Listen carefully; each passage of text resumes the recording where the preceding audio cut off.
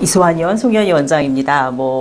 저는 어쨌거나 제가 요새 자주 보는 질환은 자반증이기 때문에 자반증에 대해서 좀 정리를 하고, 학술적인 내용보다는 좀 제 경험 사례나 이런 것들에 대해서 공유하는 쪽으로 좀 더 집중을 해봤고요. 그래서 피부 혈관 질환이라고 할 수 있을 것 같아요. 피부의 증상은 나타나지만 자반증이라는 게 결국 피부염으로 인한 증상이 아니라 혈관에 어떤 문제가 생겨서 혈관에 혈전이 생긴다든지 염증이 생긴다든지 이런 것들로 인해서 피부에 나타나는 증상이기 때문에 그렇게 이제 포인트를 잡았고요. 그래서 자반증 우선 정의를 하자면 자반은 우리 자색, 불구자자 이런 거에 반점이 생기는 자반증 증상을 이제 통칭하는 명이죠. 그래서 적혈구가 이제 혈관에 유출이 생기면서 피부나 점막으로 출혈이 일어나고 그럼으로 인해서 붉은 반점이 일어나는 증상인데 보통 이제 피부에 증상이 나타나는 증상, 홍반이 대표적인데 그 홍반 같은 경우는 피부 질환이죠. 혈관 질환이 아니라. 그래서 혈관 확장으로 인한 홍반과는 다르게 자반증 같은 경우는 피하에 출혈이 있기 때문에 대표적인 특징이 압박을 하였을 때, 눌렀을 때 그 붉은 자국이 소실이 안 되는 것. 그래서 피부에 있는 증상과 혈관에 있는 증상을 가장 감별하는 첫 번째 포인트는, 쉬운 포인트는 이제 압박을 해본다. 요걸로 잡아보시면 더 좋을 것 같아요. 그래서 그런데 왜 그러면 이런 혈관에 출혈이 발생하느냐? 여러 가지 이유가 있는데 첫째는 우리 대표적인 혈소판 감소증 있겠죠. 특발성, 비특발성. 그래서 혈소판에 이상이 있는 경우,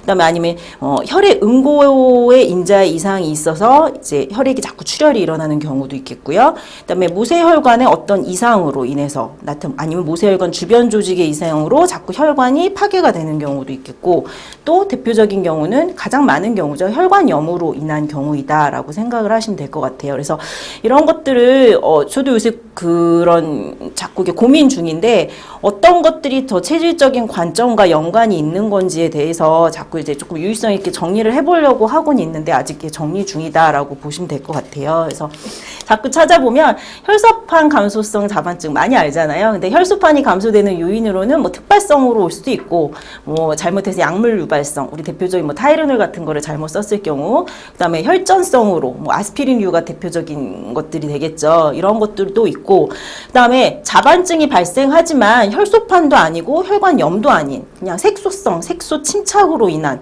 이런 것들을 찾아보면 헤모시데린이라는 철 결합 물질물이 함유되었을 때 그런 것들이 피부에 침착되었을 때 생긴다라고 나와 있는데, 이거는 염증의 소견은 크게 보이지 않는다라고 보통 얘기를 합니다. 그 다음에 더 가장 많은 경우 이제 혈관염으로, 혈관의 염이 직접 1차적인 원인이 돼서 자반증이 나타나는 경우도 있지만 주변에 다른 염증이 혈관으로 파급된 경우도 있겠고요. 그래서 보통 가장 많이 보는 헤노셀라인 자반증, HS 자반증이라고 얘기하고, 이게 보통 알레르기성 자반증이라고 얘기하는 그런 질환이에요. 그래서 보통 혈소판 이상이 없는 자반증을 HS 자반증, 헤노셀라인 자반증, 알레르기성 자반증이라고 하는데, 보통 환자들이 우리가 혈관염을 보려면 결국 조직 검사를 해야 되잖아요. 생검을 해야 되지만 거기까지 하고 오시는 분들은 없어요. 그리고 그냥 소변 검사, 혈액 검사를 통해서 혈소판에 이제 문제가 있는지 이런 것들을 체크하기 때문에 혈관염을 소견으로 인해서 자반증이 생겼다라고 정확하게 이제 진단을 받고 오는 경우는 그렇게 많지 않다고 보여지고요. 하지만 그냥 대부분의 자반증이 이쪽에 속한다라고 생각을 하시면 될 것 같습니다. 그래서 혈관염에 의한 자반증을 이제 가장 많은 경우니까 체크를 해보면 이제 혈관의 염증의 괴사에 따른 조직 빈혈에 의해 초래되는 임상병리학적 과정, 그냥 정의죠. 그래서 침범된 혈관의 크기의 기초를 두고 분류, 요게 포인트일 것 같아요, 이 점이. 그래서 여러 장기의 불가역적인 기능장애를 초래할 때 전신성 괴사성 혈관염이라고 명칭을 하고요.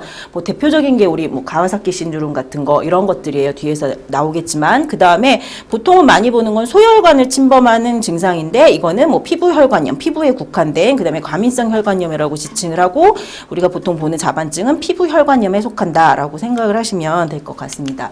그래서 그냥 한번 보고 가려고 요거는 했는데, 침범된 혈관에 따른 분류. 우리가 보통 이제 동맥, 대동맥에서부터 이렇게 혈류 순환이 시작하죠. 그 다음에 중간 크기 동맥, 소동맥, 세동맥으로 갔다가 피부의 모세혈관으로 갔다가 이제 정맥은 세정맥, 정맥, 대정맥으로 돌아오는 이런 코스를 이제 혈류 순환이 가는데, 보통 요것도 하나 특이한 건 베제트 신드롬 같은 경우, 베제트 디지즈가 우리가 뭐 피부나 점막이나 뭐 구강이나 모든 거에 나오는 증상이잖아요. 그게 일종의 혈관염이라고 보더라고요. 그래서 전 혈관에 다 침범되는 증상을 이제 베제트 증후군이라고 보통 얘기하고, 뭐 많이 보는 우리 가와사키 신드롬 같은 경우는, 가와사키 디지즈는 중간 크기의 동맥이나 소동맥, 그래서 동맥의 위주의 염증이 침범된 경우, 그다음에 이 페노실라인 자반증 같은 경우는 세동맥이나 모세혈관 위쪽에, 혈관염 같은 경우 결절다발성 동맥염, 아까 전에 이제 가와사키 신드롬처럼 그 중간 크기의 동맥에 침범하는 증상은 고혈압, 빈맥, 부종, 뭐 이런 전신에 걸친 CNS까지 걸친 전반적인 증상이 나타난다라고 생각을 하시면 될 것 같고요.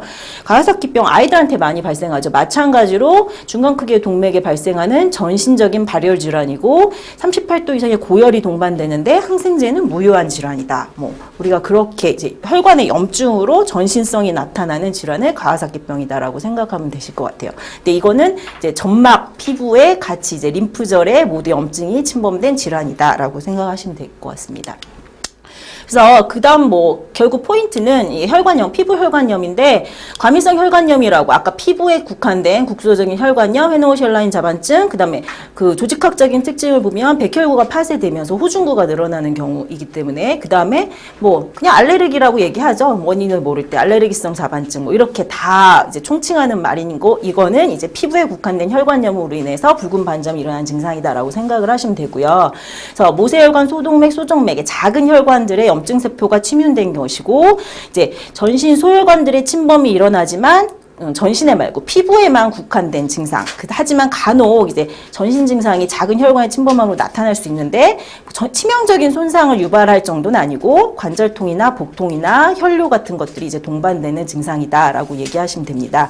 그리고 아까 이제 자반의 특징은 피부의 증상하고는 차이가 있죠. 촉지성 자반, 이제 약간 출혈반으로 인해서 만져지는 거, 이제 자반 부위가, 그다음에 근육통이나 관절통, 가벼운 전신 증상이 나타날 수 있고, 위장 질환이 있다면 구토나 설사나 복통도 있을 수 있어요. 그래서 소아자반증 같은 경우는 뭐 붉은 반점이 생긴 다음에 이게 오기도 하지만 복통으로 시작되는 경우 엄청 많거든요. 갑자기 얘가 설사하고, 아니면 이제 무릎이나 발목이 부어서 정형외과 가서 이제 캐스트를 했는데 그 다음에 이제 붉은 반점이 나타나고 복통이 일어나고 이런 경우도 있기 때문에 선후 관계를 좀 잘 살펴보시는 것이 좋을 것 같아요.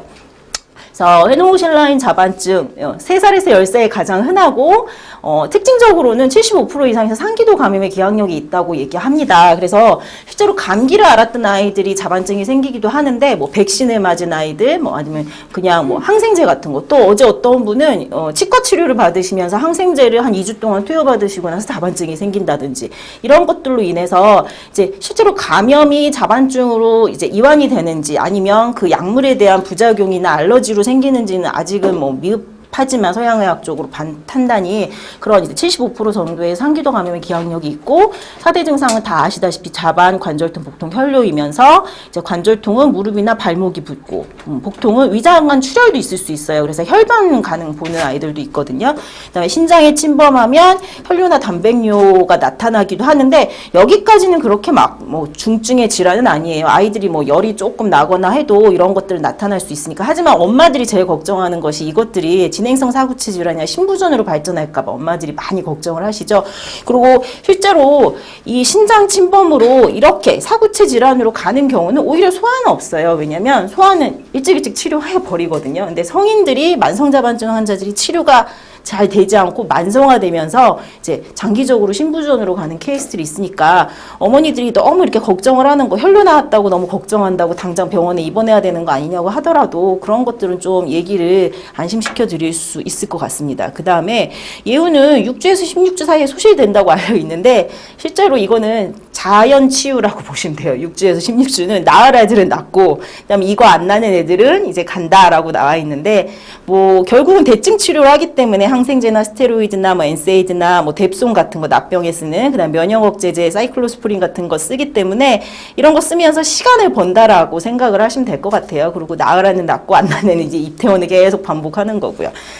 이렇게 눈에도 나타날 수 있고요. 출혈이 뭐 엉덩이 나타날 수 있고 팔에도 나타날 수 있고 이건 좀 양상이 특이하죠. 성인인데 혈관염으로 인해서 이렇게 지도상으로 나타날 수도 있고 뭐 이분은 노인인데 노인들은 피부가 얇기 때문에 이렇게 나타나거든요. 근데 간혹 스테로이드 같은 거 오래 쓰셨던 분들 이런 식으로 나타나요.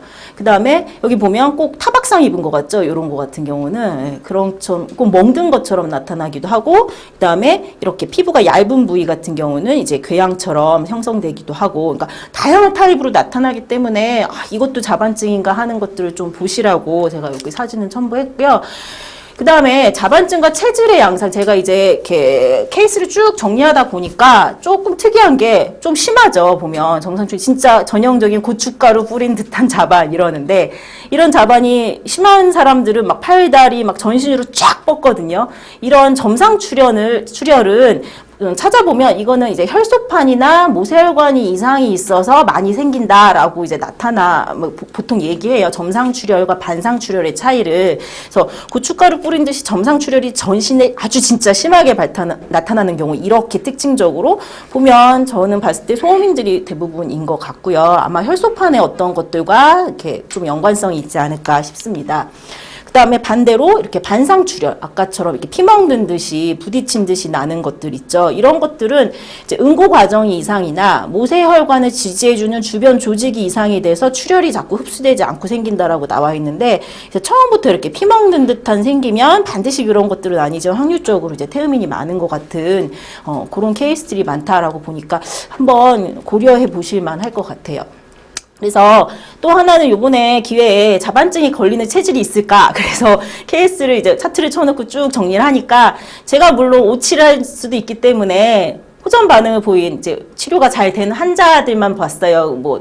근데 대부분의 호전을 보이시고요. 결국 환자분들이 응급 상황으로 병원에 입원을 하시는 경우는 있지만, 근데 호전 반응을 봤을 때 특징적인 건 소음인이 58%, 태음인이 42%, 그다음에 소양인 딱 한 케이스 있었는데 이건 본인이 이제 자가 진단으로 병원 가서 진단을 받고 온 게 아니라 여름마다 이렇게 붉은 반점이 몇 개가 생긴다라고 얘기를 해서 이게 자반증인지 어떤 알러지 질환인지는 명확하지 않습니다. 그래서 그냥 기본적으로 봤을 때 제가 본 케이스로 봤을 때 기본적으로 소음인, 태음인이 비슷비슷하게 생긴다라고 봐도 문제가 없을 것 같습니다. 그래서 여기서 이제 나오는 거는 결국 혈관염이 잘 걸리는 체질이 과연 있을까라는 것들이 이제 퀘스천 마크가 붙는 거고요.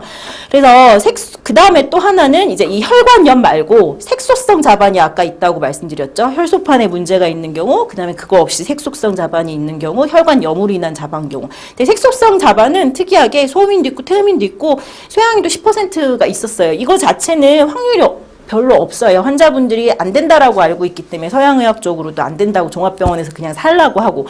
근데 여기는 이제 10% 정도의 소양인이 차지하는 걸로 봐서는 이 혈관염과 다른 원인으로 붉은 반점이 피부에 나타났을 때 이것들은 또 다른 요인이기 때문에, 그리고 음인들이 자반증이 많이 생긴다고 하지만 그거는 이제 혈관염과의 어떤 관련성이 있지 않을까라는 게 또 하나의 이제 또 앞으로 체크를 해봐야 될 점입니다. 그래서 저희가 치료할 때 결국은 자반증의 서양의학적 치료의 문제가 무엇이냐, 너무 뻔하고 다 아시는 거겠지만 스테로이드 사용했던 환자는 리바운드 오죠, 대부분. 그 다음에 소아한테, 특히 소아 자반증 환자한테 종합병원 선생님들도 오래 장기간 쓰라고 권하진 않으시니까 한 3일, 일주일 쓰면 퇴원하고 줄이면 다시 또 리바운드가 나타나고, 그래서 스테로이드 중단이나 감량 후의 증상에 대해서 캐치를 못 해준다. 이거가 그냥 이 상태에서 그냥 6주에서 10주 이상 가서 아이들이 자연적으로 치유가 되는 애들은 낫는 것이고, 이때 이제 스테로이드가 줄여가면서 증상이 계속 심하게 나타나는 경우는 저희한테 오거나 입퇴원을 반복하거나 난치로 가거나 이러는 경우겠죠. 그래서 이거는 이제 전체질, 물론 우리가 보통 많이 여기 쓰는 스테로이드는 프레드니솔론 계열 소론도이긴 하지만 태음이나 소음인 모두에 스테로이드도 소음인들한테 듣긴 듣거든요. 근데 덜 들어서 문제이지. 그래서 전 체질에 이건 문제이다라는 것이고, 두 번째는 대증 치료이죠. 자반증에 아까 얘기한 소론도 계통의 PD, 스테로이드, 아세타미노펜 대표적으로 진통제 계통으로 쓰고, 아니면 이부프로펜 계통으로 쓰던가, 또 염증이 자꾸 배 아프다고 하니까 선생님들이 항생제 쓰세요. 정장제 당연히 쓰고 지사제 쓰고. 근데 이런 것들이 염증 반응이 악화되거나 증상이 진정이 안 되거든요, 실제로. 뒤에서 한번 보여드리겠지만 뭐 소아민들한테 아세타미노펜 아무리 제제 써도 복통이 제대로 진정이 안 된다거나, 그다음에 감기약이나 항생제가 오용이 돼서 발생한 경우도 무척 많은데 그때도 그냥 약물 교정 없이 복통이 있다고 하면 그냥 항생제 주시는 거, 이런 것들로 인해서 결국 난치로 가고 이제 장기화가 되는 것 같습니다. 그래서 뭐 제가 하는 치료 과정은 뭐 다 원장님들이 비슷하게 하시겠지만 설명을 드리면 처음에 오면 히스토리부터 이렇게 쓰거든요. 그래서 다 써요. 뭐 당부하고 싶은 말, 그다음에 뭐 진료 과정, 약 먹었던 거 다 써라. 그다음에 뭐 이렇게 쓰라고 하고, 그다음에 체질 보기 위해서 약이 나가면 3일 동안 이제 블라인드 테스트 할 때 이때가 가장 중요하거든요. 이게 요새는 직원들을 많이 시키는데 이때 직원들이 캐치를 잘 못하고 체질이 오진이 되는 게 꽤 있더라고요. 그래서 요새 이렇게 사진 그냥 다 보내라고 그래요. 매일 그날 저녁부터. 그래서 팔로우업하고, 그 다음에 뭐 자반증 치료 과정은 체질이 확진되면 양약부터 교정해줘야겠죠, 당연히. 그 다음에 스테로이드를 어머님들 같은 경우, 특히 소아를 둔 어머님들은 중단하는 거에 되게 무서워하거든요. 그래서 이거를 어떻게 할지 이제 줄인다면 분명히 리바운드도 있을 수 있습니다. 단 근데 체질이 안 맞거나 아니면 체질이 맞더라도 소론도가 맞더라도 줄이면서 한약이 들어가면 스테로이드 리바운드 그렇게 심하지 않더라고요, 경험적으로 보면. 그래서 그거를 이제 잘 얘기를 해야지 나중에 이게 환자하고 어떤 커뮤니케이션이 안 될 수 있는 상황이 있고, 그다음에 중요한 건 몇 번 초반에 실수를 했는데 복통이 있을 때는 금식해야 돼요. 저는 자꾸 먹고 약 먹으라고 그랬는데 장염이 있는 상황에서 먹으니까 아이들이 막 난리가 나는 거예요. 자극이 나고. 그래서 그때는 어떻게 보면 금식하고 병원에 가서 수액을 조금 맞고 오라고 하는 것도 좋은 방법인 것 같고, 요새는 침이나 약침 치료 같이 하는데요. 이제 소음인들은 봉약침 좋잖아요. 그런 거 쓰고 쑥뜸 쓰고, 태음인들은 이제 남상청약침의 부위가 이게 사양, 웅황 이런 거 들어간 거거든요. 그런 거나 이제 쑥뜸 해시기주분에는 요런 이제 돌등 같은 거, 이게 그 치골에 다 이렇게 딱 여자들 같은 경우 껴지고 중안에 놓고, 이게 훨씬 이게 쑥뜸 보다도 온열 작용이 크더라고요. 그래서 이런 거 써주고, 그다음에 식이생활일지 당연히 써야죠. 이분 같은 경우 진통제 복용 시간 써서 몇 시부터 몇 시까지. 이 엄마는 꼼꼼한 어머님이긴 하시지만 이렇게 잘 써주면 이런 분들은 치료 확률이 훨씬 더 높아지는 거니까, 이거를 결국 환자들하고 끌고 갈 수 있느냐 없느냐가 이 치료에서는 관건인 것 같아요. 이런 거 못 써주면 결국 이렇게 자꾸 탈출이 되는 거고, 그다음에 운동법 생활법은 학교는 안 가는 게 좋거든요. 당분간은 한 일주일 정도는 좀 집에서 누워있으라고 그러고, 입원 치료가 결국 별게 있는 게 아니고 입원 치료는 절대 안정이잖아요. 내 침상에서 그런 것들, 그다음에 운동 뭐 태권도라든지 이런 거 하는 거 있으면 이제 끊어줘라 뭐 얘기하다가, 이제 어느 정도 자반이 없으면 치료 과정을 이렇게 줄여갈 때 일상적인 운동 일지에다 쓰라고 그래요, 저는. 그래서 했을 때 이제 괜찮으면 이제 완치다. 그래서 급성기 잡아주고, 그 다음에 생활하는 치료 본격적으로 들어갈 때는 절대 안정하고 한 1주 정도면 되거든요. 그 다음에 운동 조금씩 들어가면서 서서히 약물 치료도 한약도 줄여가는 쪽으로. 뭐. 그래서 그렇게 뭐 치료의 과정은 큰 틀은 저는 이렇게 잡으니까 참고하시고 운용을 하시면 될 것 같고요. 정확한 체질 진단과 체질 맞춤 치료의 중요성에 대해서 뭐 몇 케이스 좀 2케이스 정도 말씀을 드리려고 하는데, 결국은 약물도 중요하고 생활도 중요하고 식이요법도 모두 중요하다. 우리 이거 잘 환자분들 안 하시잖아요. 그다음에 체질 진단이 빠르면 이렇게 피부 증상보다 훨씬 혈관염은 악화는 정말 빠르고요. 정확하면 또 후전 또한 한 2, 3일 안에 확 진행이 돼요. 이렇게 혈관이라는 것들이 끊임없이 순환하는 곳이기 때문에 말초에 있는 말단에 있는 피부보다 훨씬 반응이 빠른 것 같습니다. 그래서 이분은 식이요법이 중요해서 특히 소음인들, 아무거나 잘 먹는 태음인들보다 소음인들이 훨씬 더 그런데요. 4월 13일 날 2개월 전에 진단을 받아서 이제 뭐 종합병원에서 치료 다 하고 왔지만 호전이 없어서 왔던 성인인데, 뭐 붉은 반점이죠. 아까 얘기한 점상출혈 소음인이었습니다. 그래서 일주일 되니까 거의 없어졌어요. 2개월 동안 거의 변함이 없던 환자였는데, 그런데 이제 느슨해지니까 아까 22일 이후 21일, 20일, 23일 보면 돼지고기 넣은 거 먹고 맥주 마시고 뭐 이랬어요. 이제 뭐 삼겹살 삼겹살 먹고 된장찌개도 먹고 그러더니 4월 20일 지나서 바로 5월 8일 되니까 자반기 속에서 점점 다시 스물스물 올라오기 시작하죠. 범위도 무릎 실관절 이하였는데 점차 상체로 복부나 팔까지 퍼지기 시작하고요. 그래서 다시 식단을 이제 철저히 시키면 이제 다시 8일에서 11일까지 3일 사이지만 이렇게 변함이 또 확실히 있거든요. 그러니까 두 번째는 이제 체질을 얼마큼 중요하게 진단하는 것이 반응이 빠른지에 대해서인데 이건 제가 체질 진단의 실수예요. 그래서 뭐 굳이 좀 핑계를 대자면 저희가 요새 가고 시간이 없으면 저희 실장님이 팔로우업을 하는데 체질 테스트 하는 도중에 이분이 이제 1월 2일 날 내원을 하셨어요. 근데 초등학교 5학년 때 처음 발병을 했고요. 8년을 앓으셨대요. 8년을 진짜 죽다 살아날 만큼 뭐 이렇게 맨날 피 검사하고 종합병원 가고 이래서 고3 때까지 한 번도 안 없어지고 꾸준히 있다가 어느 날 그냥 갑자기 없어졌다고 하시더라고요. 그러니까 이분이 저한테 오기 전에 얼마나 많은 치료를 했겠어요. 근데 거기서부터 조금 핀트를 맞췄어야 되는데 저희가 이제 미스를 했던 것 같고요. 그러다가 이제 출산하고 1, 2주가 됐는데 육아 때문에 잠을 못 자면서 조금씩 올라오기 시작을 한다. 그래서 이분은 아주 여기에 노이로제가 걸렸기 때문에 이제 오신 거예요. 뭐 현재 봤을 때 많지는 않은데, 근데 이분이 전형적인 증상 모든 것들이 다 소음인처럼 얘기를 하셨거든요. 이제 뭐 손에 엄청 땀도 나고 맨날 뭐 소화가 안 되시고 뭐 이런 얘기를 하셔서 이제 소음인 약을 줬고 저희 실장님이 통화를 하고 하는데 이상이 없다라고 그 실장님한테는 그냥 꼬치꼬치 안 물으니까 오케이 하신 거예요. 그래서 제가 그냥 소음인 약을 치료를 했는데. 보면 1월 8일, 2일에서 8일 사이죠. 점점 이제 심해지죠, 부위가. 이제. 그러면서 이분이 저랑 이제 다시 와갖고 얘기하는 게 화요일날 약 복용하면서 진행 속도가 빨라졌다. 저한테 이제 얘기하는 게 배에 가스가 많이 차고 더부룩하고 부글거린다. 뭐 이렇게 얘기를 하시는 거예요. 그래서 그래도 설마 하면서 그래도 갔습니다. 이게.